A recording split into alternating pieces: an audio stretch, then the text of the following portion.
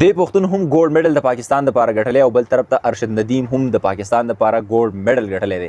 خو د افسوس خبره دلته کې دا ده چې د ارشد ندیم باندې د یو طرف ته د انعاماتو بارانونه دي، نو بل طرف ته زما په دې پښتون باندې هیڅ قسم نه تبصره وشوله، نه د غټې میډیا والا د پاکستان راواغسته، نه چې کوم دی غټ صحابیانو په دې باندې څه بحث مباحثه وکړه.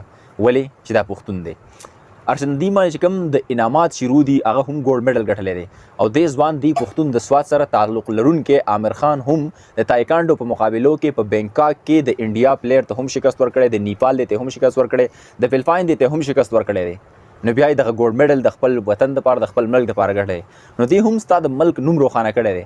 خو دې دپاره نه څه قسم اعلان، خو د انعاماتو د اعلان خبره خو ډېره لرې خبره ده، خو په دې باندې نه غټ میډیا څه تبصره وکړه، نه څه غټ صحافي په دې باندې تبصره وکړله.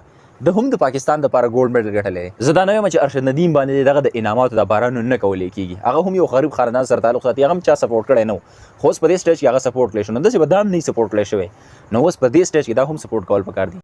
انعاماتو خبره خو ډېره زیاته د لرې خبره ده، خو څه قسم تبصره په سوشل میډیا باندې د غټو صحافیانو له طرف نه یا په غټو چینلو د پاکستان د سایډ نه په دې باندې ډول څه تبصره ونه شوله.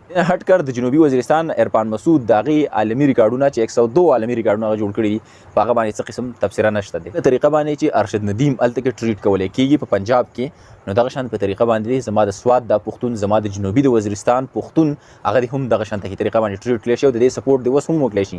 تېر وخت کې که نه دی شوی هغه په تندر باندې وله، خو اوس په دې ټایم کې کول پکار دي که نه. خو د افسوس خبره دا ده چې نه په غټه میډیا نه غټ صحافي په دې باندې نه څه بیان وکړو نه یې پې څه تبصره وکړله.